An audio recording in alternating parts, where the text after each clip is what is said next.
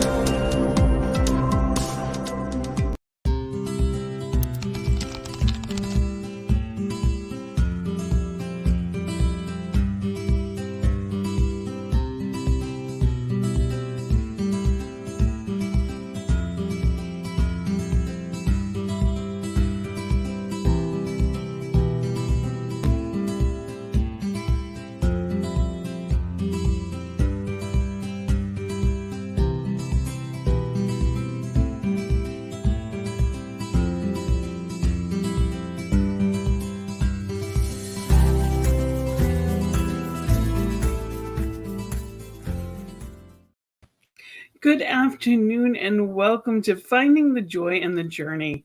My name is Rev Gina and I am blessed to be the host of this wonderful show. And we are here to do just that. Let's find ways to be more joyful. And today, not someday, not when I have the right job or when I meet the right person or when I've saved enough money or when I go on that trip. Joy is right here where you are. It is a divine quality that is part of you, always inherent, always available. So it's coming up with a practice to maintain that joy, to go back to it and be and live from that place all of the time. Too often in our society, we live in what I call destination happiness. When I have this, then I'll be happy. When I've achieved that, well, then I'll be happy. Well, the truth is, every step of the way up the mountain, there's a beautiful view. And if you don't pay attention, you'll miss it. It's not about getting anywhere. It's about being who you are right here and right now. Because you cannot have a happy ending to an unhappy story. So it's about creating that life you choose and being joyful along the way. So today I have a beautiful guest that can help me with that. And we come together every week with someone that does wonderful things in the world. And it's asking them, how do they do it? What makes them joyful? And today is no different. I am blessed to have with us today someone that I consider a mentor, a friend, somebody that I absolutely love and appreciate. And she's been a licensed, ordained and licensed minister for the past 5 years. She taught computer science in college for 35 years and has written 3 books. She currently has her own ministry that is, it's an amazing thing. It's an online retreat center. One Heart Retreat Center, which also has a library that has all kinds of stuff with it we're going to talk about. And she's amazing. She's a mom, a grandmother, a great-grandmother, and just is a beloved person on this network as well. She has her own show that she hosts, as well as is on the prayer team as I am here at New Thought Media Network. And I'm going to bring in Rev Sharri Johnson. Thank you for being here with us. And thank you for being so festive. I love your holiday theme. And any of you that see her on the prayer team in the mornings or the evenings, or when you see her in a show, for the month of December, she is garbed out. And I love it. How are you today? I am at one with the Yuletide. I love it. I absolutely love it. I am a big kid as well. can see from all my little stuffies in the back, the trees here. I've got all the stuff around. And I love every bit of it. So thank you for being here with us today. And not just because of your beautiful garb, but for your beautiful soul. Thank you for being here on Finding the Joy and the Journey. How have you been? Well, if I was any better, I'd be twins. I love that. I especially since the 31st of March, when I moved into my new townhome, I live every day in joy. I smile all the time. I've been told, half an inch wider, the whole top of my head would fall off. And I love the background that you have with your light. It's, you have an idea and you are illuminating the world with it. So thank you for being here and doing that. And you're in Grandview, which is right a part of Kansas City. It's part of the Kansas City Metroplex, yeah. And, it is wonderful that wherever we are all part of this oneness. It doesn't matter whether you're in the United States or in Switzerland. Wherever you are, it is all right here, right now. And we practice that here on this network. And I appreciate that so much. So thank you for being with us.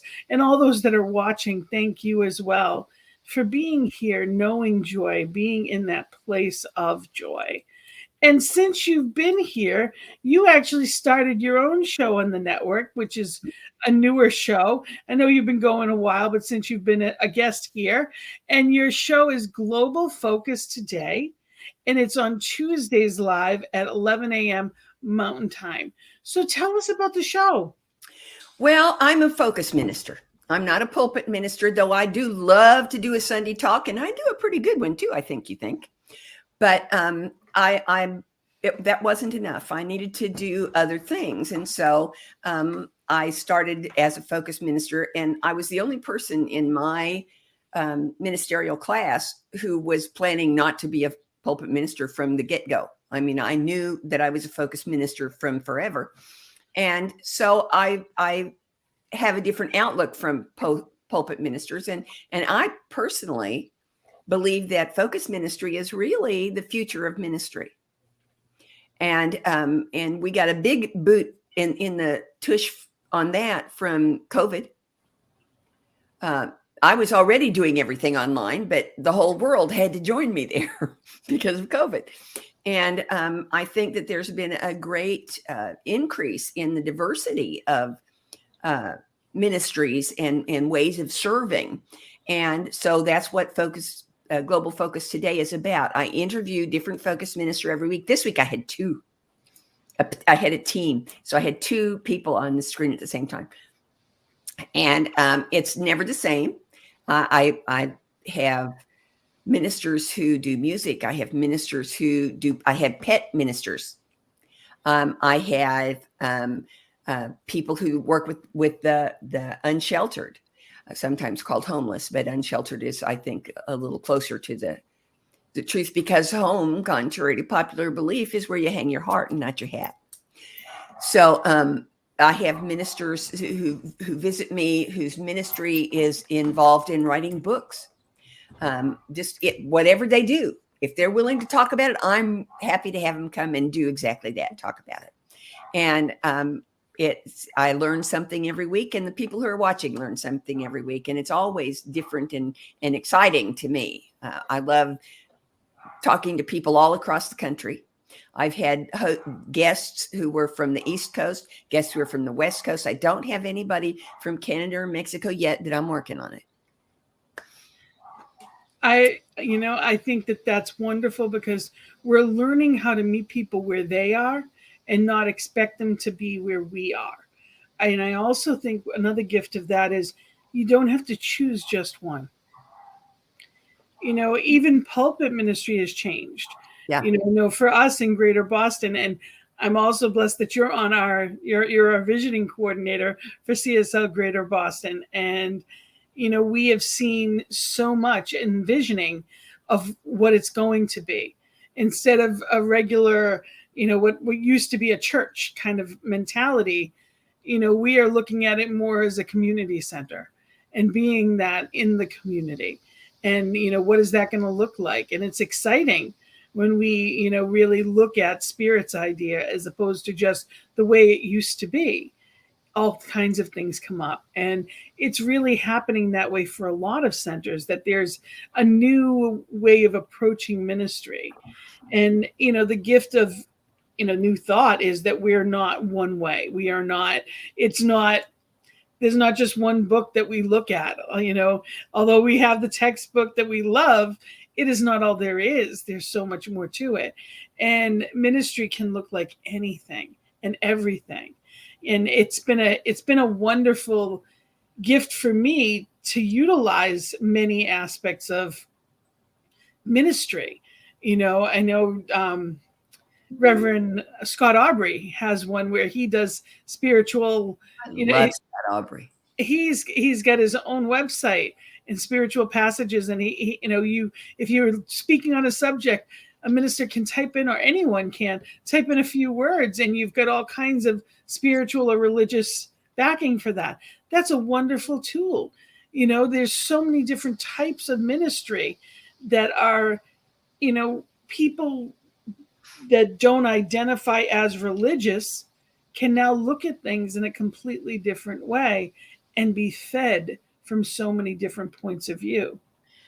I think I'm reminded of an old joke. I mean, a really, really old joke about a little boy when they asked him what he wanted to be when he grew up. He said he wanted to be a minister. And they were really impressed. And so they said, "What made you do that?" And he said, "Well, because then I only have to work one day a week." Which, that may have been a time where that was true. But I think that as spirituality has evolved, people are no longer there. I would say the great majority of people no longer identify as religious, but they identify as spiritual, but not religious. And that's not something that happens just on Sunday. That's a way of living. That's a philosophy of life. And that's what ministry is becoming too. And that's why there are so many different forms of ministry, because you're in the community and you are living your life, and it's a life of service.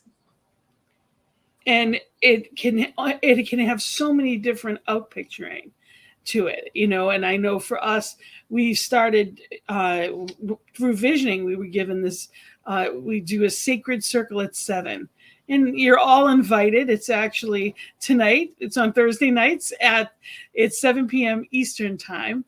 And what that is just that. It's a conversation.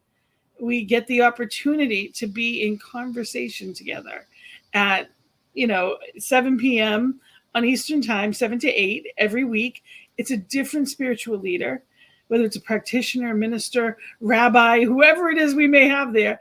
And they talk about whatever the theme is that evening. And it's always a different theme. And it is the person that's leading that gets to choose.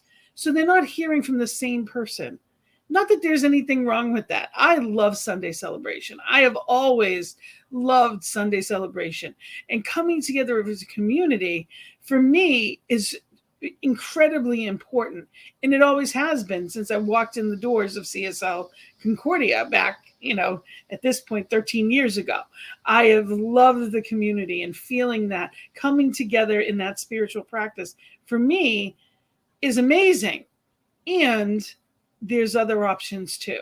Not everyone has that same need that I have, as far as that Sunday, but there's more than that. And even there, we did more than that. Well, that's why I built the Spirit Online directory, because and this happened before COVID happened. My mentor way back said, "Sherry, there's something I'm really curious about." He said, "I know how much spiritual community means to you. And I'm wondering how you're dealing with that all by yourself on 12 and a half acres in 2 hours from everything, Arkansas." Thank you, God, I am not there anymore.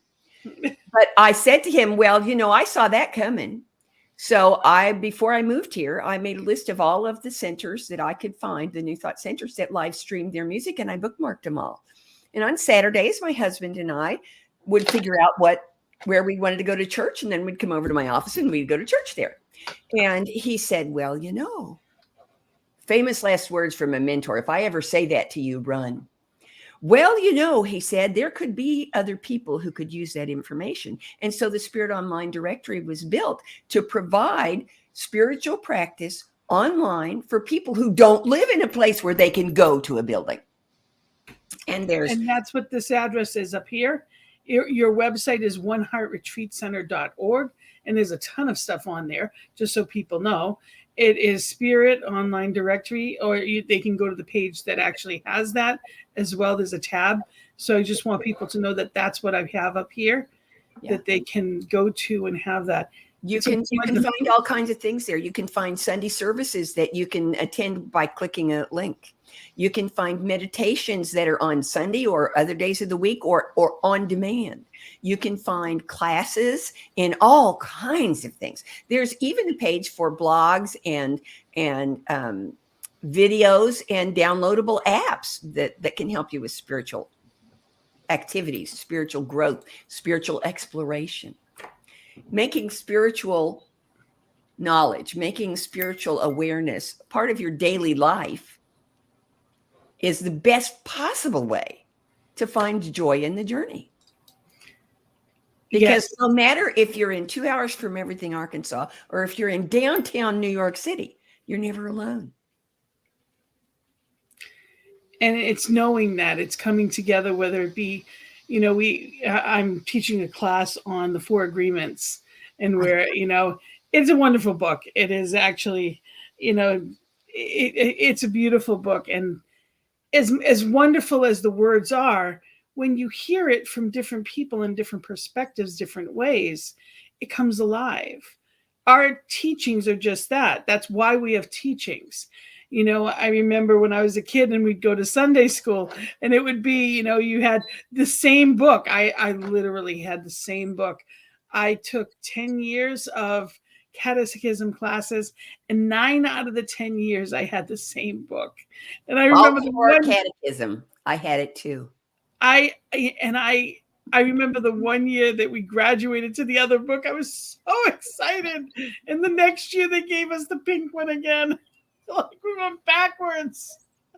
But it gets stale, and it's not to say it's not important, and I'm not disrespecting it, but we want it to come alive. We want to live the word.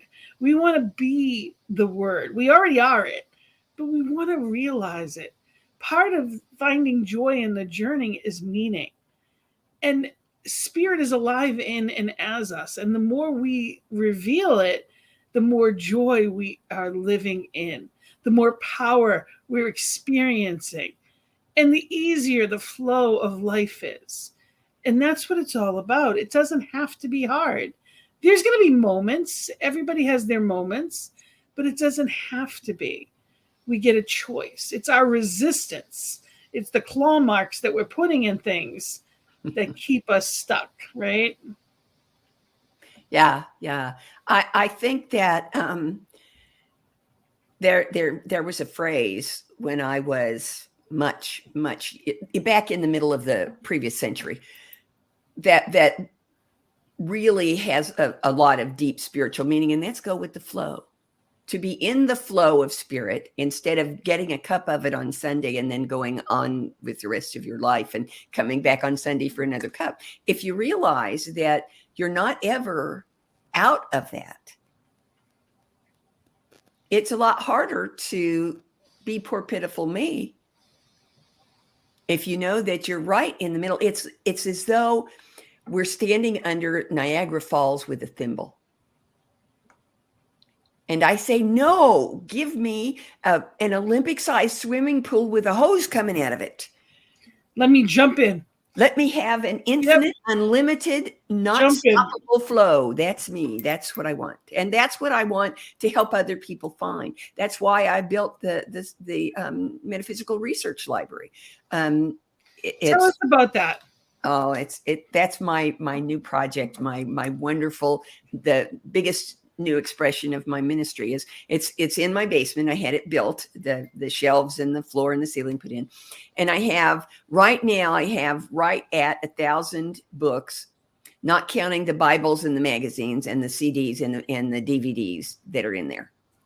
And the idea is that any minister, student, practitioner can come here and study in that library, and it doesn't cost them anything. They have to make an appointment because it's in my house, but they can come and study.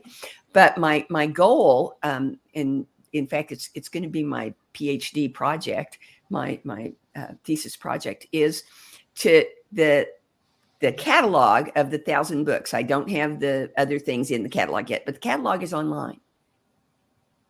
And I want to make it possible for someone to go online, look in the catalog, say, oh, there's just the book I need. That's what I need for the research that I'm doing. And then be able to click over and use that book. I want to make it a globally available online library, sort of like what Scott Aubrey does with quotes and stories, except I want it to be for all of metaphysics, for all of theology and philosophy and metaphysics and religion. I have 14 Bibles, and one of them was published in 1845. It's not in real good shape, but it's very much treasured. I have a couple of Qurans, and I have the writings of Baha'u'llah, and I have Confucius, and I have Buddha, and I mean, it's all in here. And I want it to be accessible so that somebody can just go to my website and go, click on the page for the Metaphysical Library, click on Explore, look at the catalog, say, oh, this is a book I want, click on that, and automatically go to the e-version of that book. That'd be amazing. It's amazing. And I know your PhD through Emerson is what you're working on right now. Isn't it? As young as you are, getting younger. Well, I look at it this way. God's got so much stuff lined up for me to do. I'm going to have to live to be 150 to get it all done. I'm not leaving until I'm finished. So I won't even be middle-aged until I'm 92. Well, there you go. There you go. I love it. So I'm still, well within range of doing a PhD. Absolutely. Absolutely. And I think that that's what keeps us young and vibrant. We're meant to learn new things. Well, we have a lot of gray cells we don't use, and I figure a day is wasted if I didn't learn anything. Absolutely.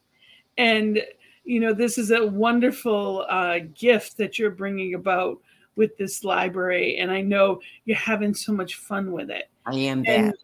And that's really, when we talk about finding the joy in the journey, this isn't something that you saw modeled before you. It was an idea that came to you. And it's exciting when you talk about it. We can hear it. We can see it in you. You're excited about it. So what I encourage people all the time as a life coach, not just as a minister, but also as a life coach, is really to be in that place of find what excites you. Too often in life, we are in this place that people are just getting by and doing the same old, and wondering why they're not happy. Well, if you do more of what you did before, you will not be. How can you be? How can there be joy in, an unhappy story? So you have to change something, and you get to be that. It's just a different point of view. There's going to be something that's exciting. Yeah, you have to remember that joy stands for just one you. That's all you have to do. You have to remember there's just one you, and then you have to find out who that is and be it. And that's not a hard thing to do if you listen, because God never shuts up. I love that idea. And there's plenty of people that don't feel that. I have known many people in my lifetime that don't have that experience.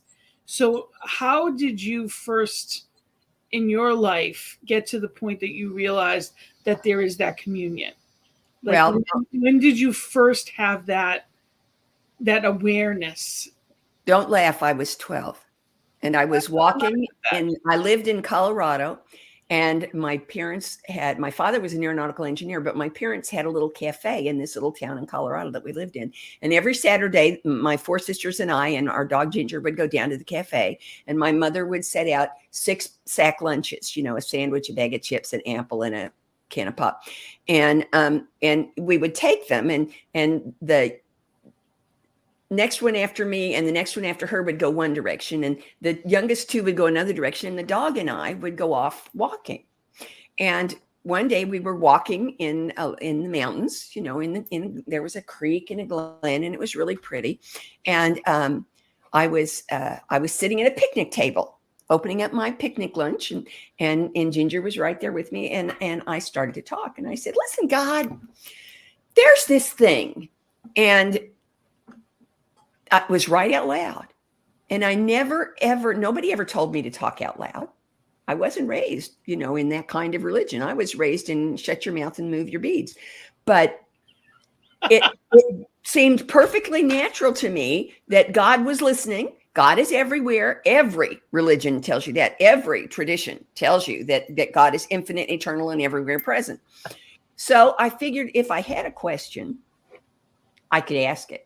I might not hear the answer, but I could ask the question. And so I started to do that. And it took 30 years for me to realize that I was hearing the answer, because I kept hearing about, reading about, hearing about, listening about that still small voice. And I thought I couldn't hear it because I expected it to be like Bill Cosby's Ting Noah, boom, Noah. No, turns out that the still small voice sounds just like the one I'm hearing as I speak right now. The difference is when my ego is talking, it says, now do this because yada, yada, yada, yada, yada, yada, yada, yada.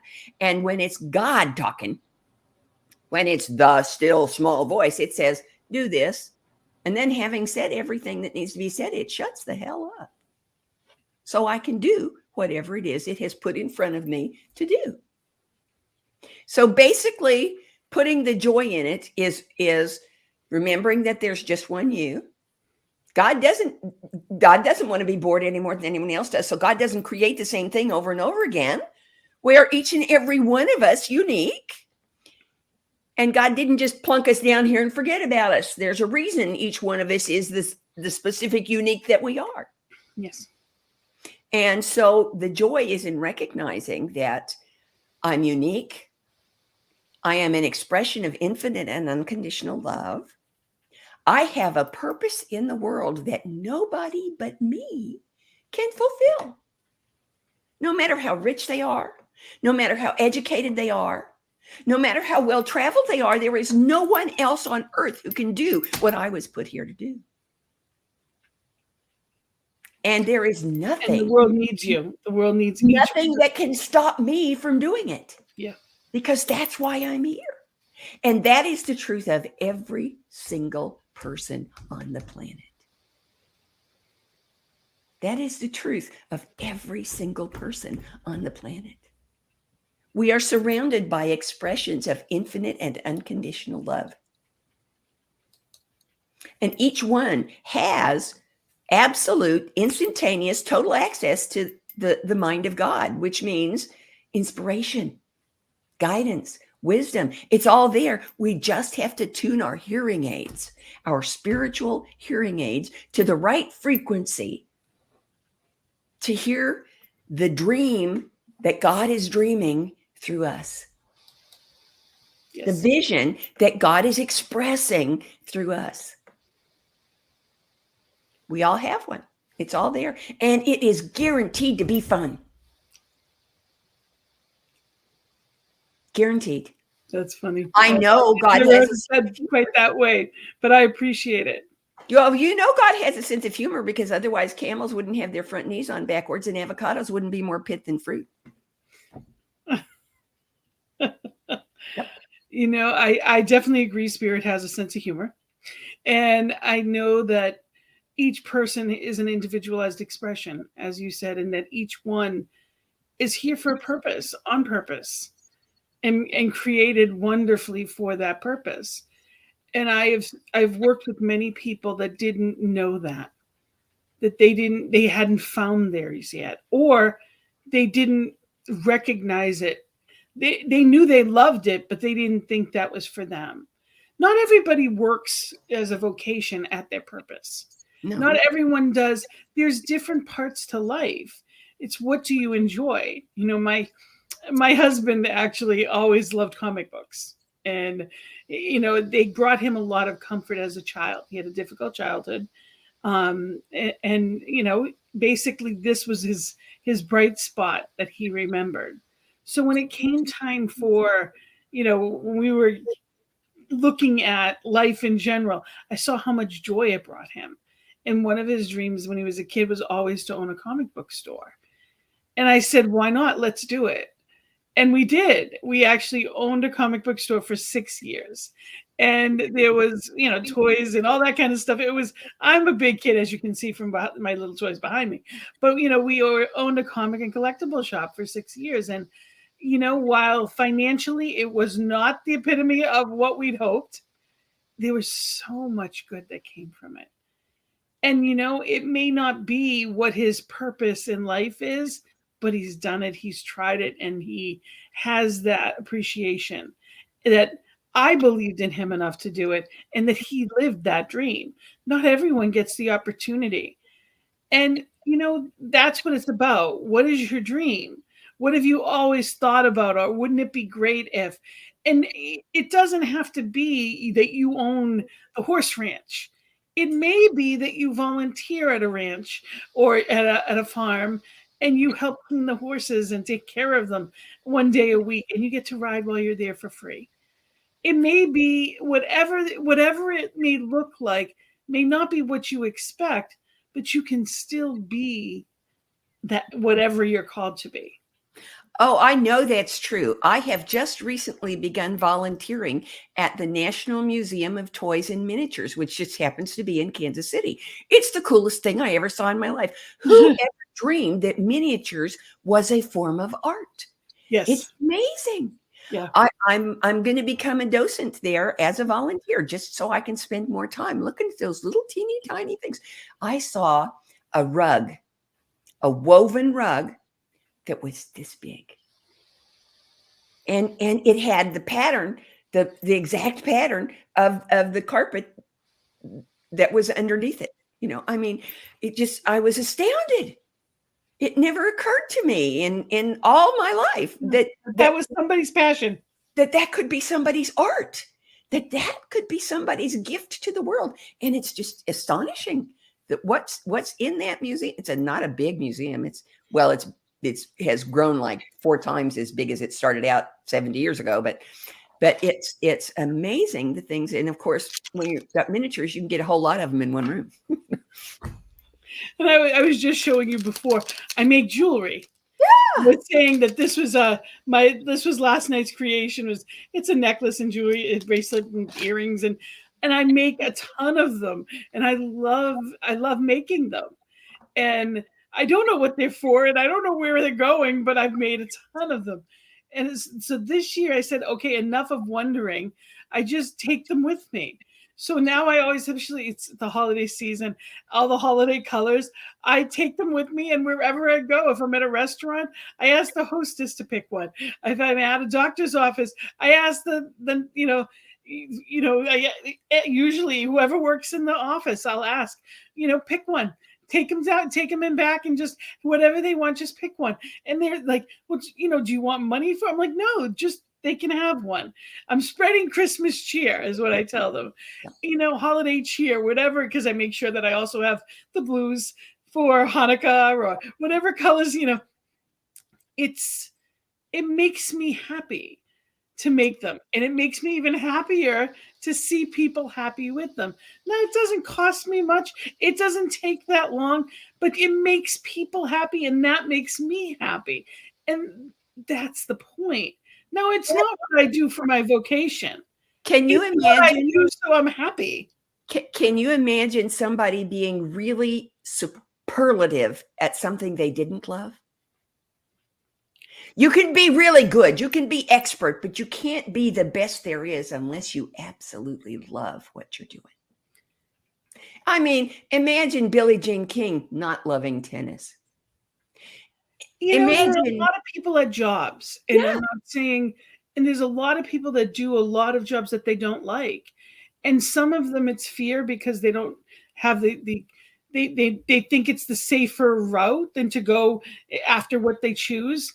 Not everyone's going for their PhD after they've already taught for 35 years. It takes a special someone to go back and continue to work on themselves. And that's one of the things that I want to really mention too, is we are living in a place and a time that we can do anything. So whatever your first quarter of your life may have been, whatever your first half of your life may have been, it doesn't mean that that's all that you're going to be or do. I know plenty of people that retire to go on to do what they've always wanted to do. Well, and there are people who do jobs that are really important, who do them really well and don't enjoy them at all. That doesn't need to be their whole life. They can have something else in their life that they really enjoy doing, as a volunteer or as a side thing that they do that may or may not make money. They can do service in zillions of ways, at hospitals, in schools, in zoos, in aquariums. There isn't any kind of organization that doesn't use volunteers except commerce. They don't use volunteers at banks, and they don't use volunteers at the shopping centers. But just about everything else that you do, there are volunteers. My daughter's father was a volunteer deputy sheriff.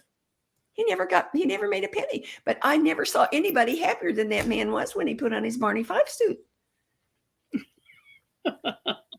And it's really getting to the point of knowing yourself. That's what makes you happy? If you used to love to dance, why aren't you dancing? If you used to love to do something, why aren't you doing it? If your heart's been called to do something, try it. You've got, it's about enjoying where you are, not saying, well, that I've had many people tell me that, oh, well, that's past. I missed out on that. No, you didn't. If it's meant for you, it must come to you. And, it may not have been then. Maybe now is the time. No. There is no expiration date on your dreams. Oh, I like that. No expiration date on your dream. And there's no time limit on your beginning either. You can begin at any point doing anything you want to do. And the key to the whole thing is knowing who you really are. What gives you joy is being who you really are. So if there's some activity that you take that you can do, and when you do that, you feel absolutely 100% alive, that must be part of your life. It may not be how you earn the money to pay the bills, but it must be part of your Absolutely. And I'm going to bring us back because it's so easy to get off on a tangent. I'm going to bring us back. And I just want to mention again, you have this beautiful website, and this is your logo that's on everything. Your One Heart Retreat Center. And you do World of Peace meditations, and you have weekly meditations that are on your website as well. You have weekly blogs that are always fun, and they're just really, they are every day. Some of it's common sense, but it's always uplifting. You talk about whatever's been going on, and it comes to you, and it's in a wonderful way, and it's not long or drawn out. It is a wonderful message. So I encourage people to go to oneheartretreatcenter.org, or even look you up on Facebook as well, because you're on there, and I know you always post them there, and people can find you on that. And also that you do meditations. You are on the board. Can you speak a little bit about that for the Global Heart? I'm on the Global Heart of Peace Initiative, which is a spinoff. You know how Mary Tyler Moore's show had spinoffs? Well, we are a spinoff from the Global Services team. For CSL. For CSL, for Centers for Spiritual Living. And we have quarterly events, but we have weekly live meditations, and they are now in different languages. We've had several in Spanish language, and I think we've had a couple in French also. And every Monday and I do one every quarter. And just because I can, I like the next one is going to be on my next birthday. January 23rd, I get to do the live meditation. But we do all kinds of things. We do, when there's a conference for CSL, we do a live meditation for them. We do Labyrinth Day. We do the World Day of Peace, the UN Day of Peace. Which is, can you repeat? Is September 21st. Thank you. And we do a presentation on December 31st for the World Healing Peace Meditation. That's one of my favorites. I've been doing that one. I've only missed one time since 1993. And how do we find that information?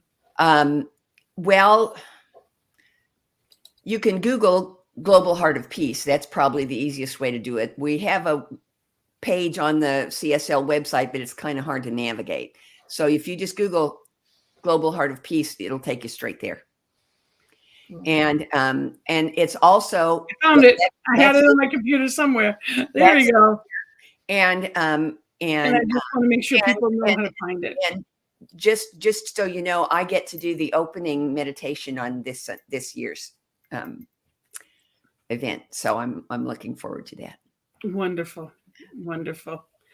And there's, growing up for me, many of you know that I also have the Peace Circle on Monday evenings.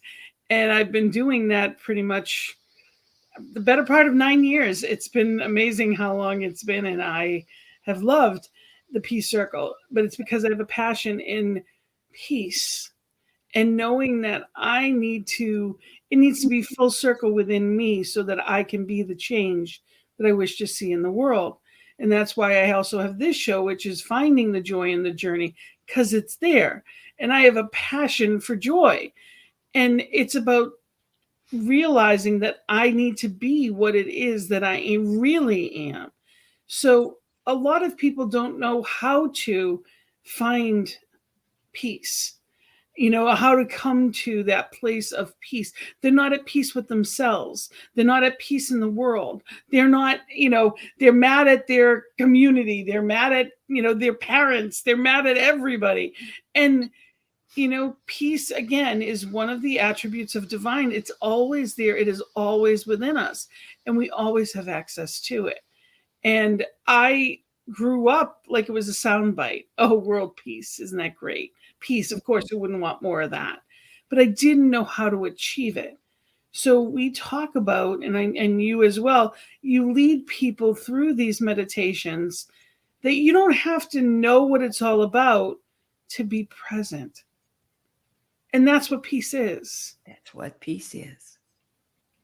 I bought books. I bought all kinds of things. I didn't necessarily read them, but I bought them. I did all kinds of different practices. I bought CDs. I bought all kinds of stuff to learn how to find peace externally. What do I do to be at peace? And peace is about being, not doing. So joy is also an act of being. It's doing too, but it is an act of being within you that lights up from the inside, or as you are illuminating the light around you as well. It is about that beingness. It's not doing something, oh, then I'll be happy. It's about realizing who you are, whose you are, and that divine nature within you, that be still and know. Yep. That's absolutely right.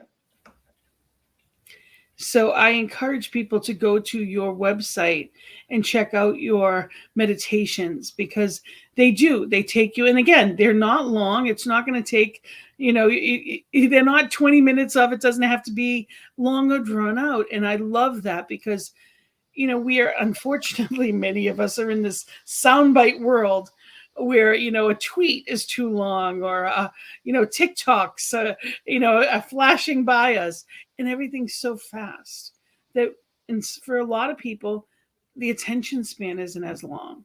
So I always try to let people know it's not a huge investment to take a couple of minutes to just center yourself. And it makes a world of difference. If you are in the car and you're driving and you realize you're going in the wrong direction, at some point, you need to stop and turn around. We get that opportunity every day, that when we're feeling anything but where we want to be, we can stop and head back to peace, head back to joy, be still and know. Do you have any practices for you that help you with that? Whether it be to come to more peace in your day, or, that consciousness of joy? I do. One of them won't surprise you, and that's, a morning prayer practice that includes meditation and reading and prayer and Reiki, because I'm also a Reiki master. But the other one is 5 or 6 times a day, I take my little dog out for a walk, and we just walk. Sometimes she does something and I clean it up, and sometimes she doesn't do something, but we go out and walk. We go out and spend time in the fresh air and look at the leaves and see the trees. She tries to chase the squirrels up the trees, but she never succeeds. It's just a breather in whatever's going on. It's just a little penny jumps up, and she doesn't bark. She just comes and does this. She can do that for a long time. And if that doesn't work, she'll take one little paw and she'll go. And then she needs to go outside, and so I go, and I call that a God wink. That's so much better than the celestial two before, just a little God wink that says, take a breath, get up. You're doing too much. Go be for a minute. And we're never outside more than 10 minutes. From me putting my coat on to me taking my coat off, 10 minutes. But it's a spiritual practice. It is. It's a reminder that I'm never alone, and that love comes in all shapes and sizes, including with 4 feet and a tail. Especially with 4 paws and a tail. Absolutely. Absolutely. I couldn't agree more on that. We have our animals are wonderful teachers, because they're always right here now. Yep. They are always right here now. And we can learn from that, because so often we're caught up in what needs to be done, what didn't get done, what I need, what's next, rather than where I am. And it's so easy to miss it. We're multitasking everything all the time. Nope. I gave up multitasking. That was my New Year's intention this year. And I've got it down to only one thing of multitasking. And that's, I knit when I watch television, because TV doesn't use enough brain and knitting doesn't use enough brain. And the two of them give me a nice balance. But everything else I do that thing. It's amazing how much more time you have when you don't multitask. It's astounding. There have been studies done. I didn't believe them, but it's true. It's, it's amazing when flashing through these screens, it really has changed life for many people. And I'm one of them. I am I can get, squirrel, I'm very easily distracted. And I forgot that I was in the middle of that, or I never hit send on that. And I go back to it again and again. So I agree. And these are practices. Mm-hmm. If you want greater peace in your life, it's practice. If you want more joy, if you are calling forth abundance, if you do what you're currently doing, you're going to get more of what you had. Yeah. So whatever it is that you're calling forth in your life, it's consciously being there and doing that consistently. Well, what you have to do is make a joy-shaped hole in your routine. I love that. Because the universe abhors a vacuum. You create a joy-shaped hole, it's going to be filled up with joy, because joy fits in it. Yeah, that's great. I have this shirt I love. I have words mean something, and I love the Japanese study. I'm terrible with his last name, Dr. Emoto, I believe is his name. Emoto, Emoto, yes. Okay, and he studied what it actually does, what words do, and of course, just saying the words, a prayer, blesses water, and it makes it look under a microscope like crystals. It's absolutely gorgeous. And at the same time, saying awful things makes it look like swamp water. And we are made up of primarily water. Yep. The human body is made up of. So words matter. So whenever I wear shirts like this, I have another one that says thankful. I have another one that says grateful. I have another one that says joy to the world. I often get comments from people that'll say, I love your shirt. And I smile and I say thank you. But it's a reminder that these are little things we can do to bring it into the world and into people's to be in that knowing of. It's a choice. It is. I wear this for me far more than anyone else. I have one that says, I'm too blessed to be stressed. Yes. And I get compliments every time I wear it. But what I realized is that not only are words powerful, but you can choose the words you're going to give power to. So a practice, okay? Get yourself a pad of sticky notes and go around your house and put a sticky note that says, I am joyful. On the outside the refrigerator, above the kitchen sink, on the bathroom mirror, beside your bed, on the alarm clock. Louise Hay, till the day she died, had those sticky notes everywhere. Her bathroom had all kinds of sticky notes on them. She would write right on the mirrors. She would have them everywhere, these affirmations. She practiced what she preached. Yep. And that's why she lived to, I forget, was she 92 or 93? Yeah. And not just lived. I saw her speak. I was blessed to have been to one of her You Can Do It conferences. And I want to say she was either 89 or 90 at the time. And she was talking about her morning routine. And she still did pull-ups on her bar across her bathroom. Not I, said the little red hen. No, bathroom door. She still did pull-ups every morning. She woke up thanking her bed for a beautiful night's sleep and, got in her car every time, blessing everyone on the road before her. We get to choose how we send intentions, how we choose to live. And, these were practices that over years she accumulated. And she did amazing things, especially coming from where she was. She had a very abusive, in every way, childhood into adulthood, and found herself in her 40s feeling useless and alone. She was abandoned for a younger model. And, it was now what? And she found science of mind and became a minister and became, a licensed practitioner. And these practices are what changed her. Mm-hmm. So, I encourage people, and I do love her, and I don't, but it's just one person. There's so many within the New Thought movement that have done just that. They use the tools to get to where they choose to be in life. Peace Pilgrim is a wonderful example. She walked across the country multiple times with nothing but a vest and a toothbrush. And she said, one person can't change the world, but a whole bunch of people doing their one thing can change everything. Yes.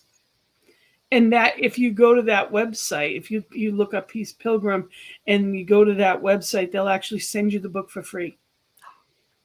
They do. They send you the book for free, so that can go right in your library. I was just going to say, I'll have to do that. I'll go get them to send me one that I can put in my library. Because and I also encourage people, if you have spiritual books that you're looking to purge, they can send them to you. I Oh, want to make yes, you sure can. people know that they can go to your retreat center, the oneheartretreatcenter.org, and they can look up your information and contact information, and they can send you any kind of spiritual book that they have for any age. And I encourage people to think about that and be able to, because she also has a lending library. So even if it's a duplicate, it's okay. Whatever it is you have, please, keep in mind donations for our welcome. It's a 501c. Absolutely. It is a 501c3, so you get a receipt. Donations are welcome. So please keep that in mind. And you can also reach out to me if you have any questions about, of course, CSL Greater Boston, but also for this show, for show ideas. If there's any comments, anything that you'd like to, you're welcome to reach out to me, Gina at cslboston.org. I would love to hear from you. The hour always goes by so quickly, and I'm so grateful to have you here. And so I love your festive joy, and I love what you put out into the world. And I thank you for living your message, for being that change and shining the truth in every way. I encourage you.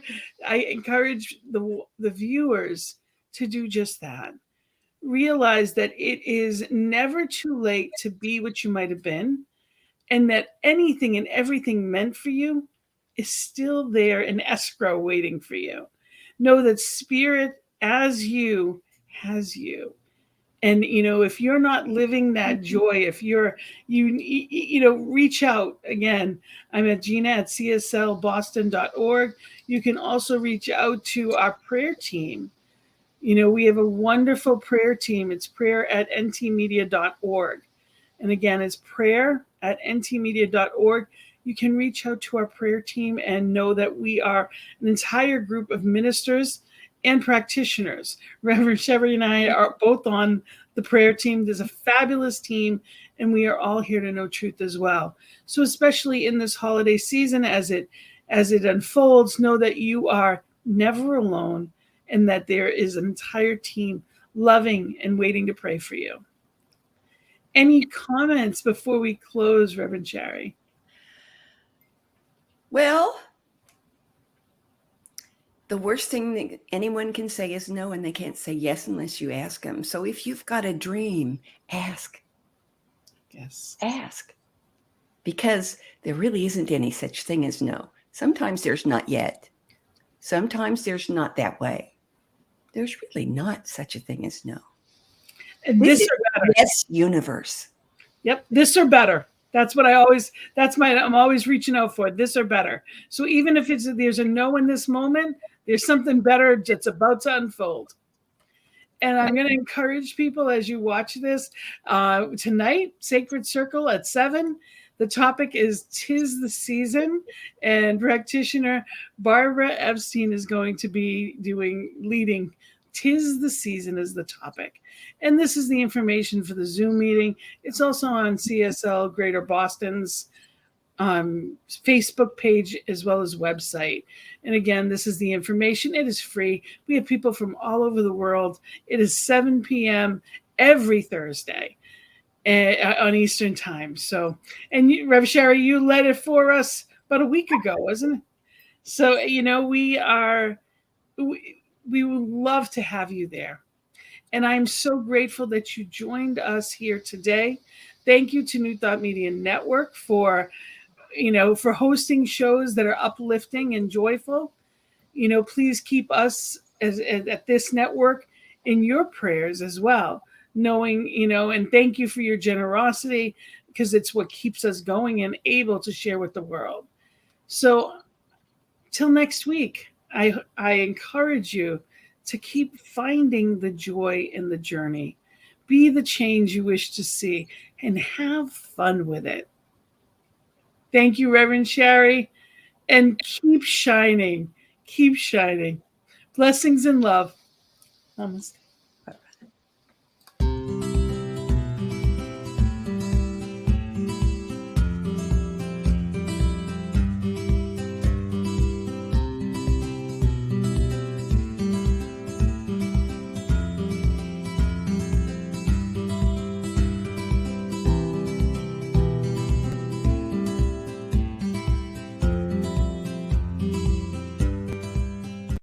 on behalf of everyone at New Thought Media Network, thank you for being a member of our virtual family. Your financial contributions help share the New Thought message with people from around the world. Please visit and contribute at www.ntmedia.org/donate. New Thought Media Network. Come be you. And please like, share, and subscribe. Until next time, peace and blessings.